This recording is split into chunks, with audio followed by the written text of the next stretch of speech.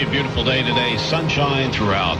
Low humidity. Really a splendid September day. The afternoon temperature about 80 degrees. Great weather for the primary election tonight. I was working at Kennedy Airport in Queens, New York, and it was a clear day, and we could see across the bay, and we could see the Twin Towers. And I was in sub-basement 5 of Tower 1 in a refrigeration plant. We're in rapid descent. I see water, buildings. We're flying very, very low. And I felt the floor move. Jet fuel in the elevator shaft sparked and exploded. The door blew off the hinges.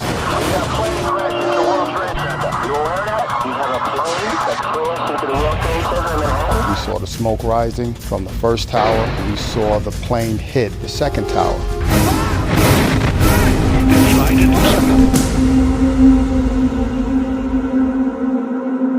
Realizing the catastrophe, the scope of the damage that I could see some of, we knew we were going to need operators on site. I couldn't wait to get down here to help. When I got down here and I seen the devastation, it took me by shock. It was probably the worst thing I've ever seen in my life. It was organized chaos. It was bucket brigades of people. I mean, everybody's seen the video footage of that, but that was real. And you know, there was people being paid was not a question, was not a part of it.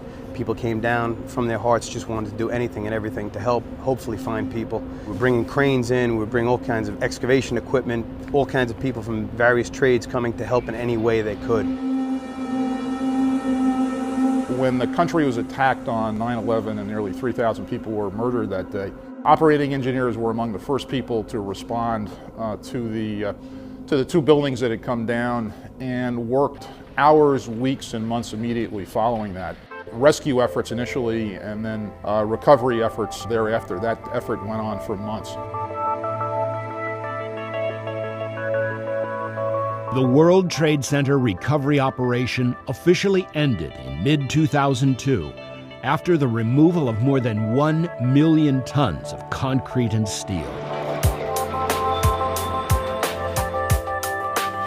But it was not until the spring of 2006 that rebuilding began in earnest. I came back to work here on August 26th, 2006.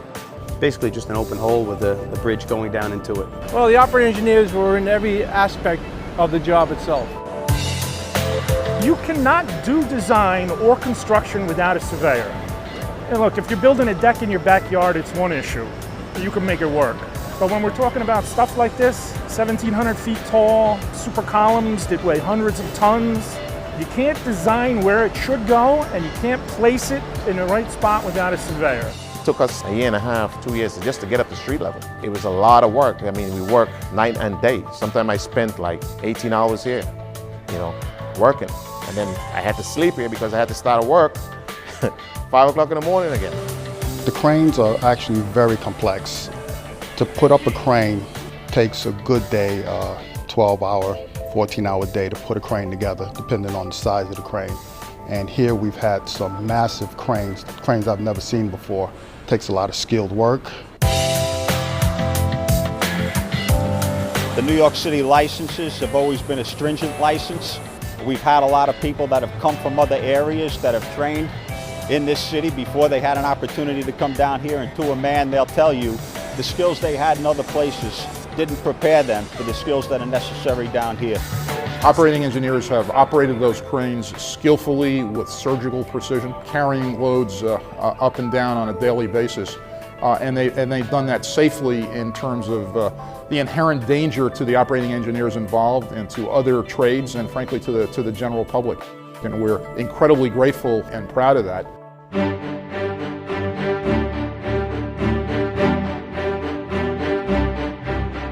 The memorial is now open.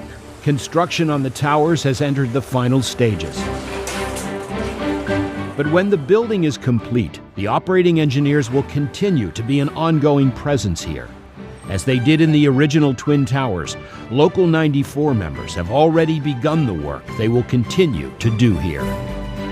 Taking care of the common areas, pumping water from the site, snow removal, dust control, working on the river water lines, which provide condenser water for refrigeration. Coming back and then seeing the building and have people back into the building and having the regular hustle and bustle going on, it's going to be really nice. You know, I'm going to take pride in it, you know, walk with your head up. When you're here every day, you almost think of it as just a regular job sometimes, and then you catch yourself and you remember exactly why you're here and what you're doing and how you're representing more than just yourself. You know, you're representing a country and your union, all the people whose families are watching everything that goes on here. There will never be a project like this again, and truth be told, it's the best job we've ever had that we all wish we never had. What we do here is a little bit different than paving a highway or placing rails in a tunnel. This is an important site. I have a few bosses that I have to answer to. But really, I mean, if you take a walk over to Memorial, I have 3,000 bosses I have to answer to. And that's what it's all about for me.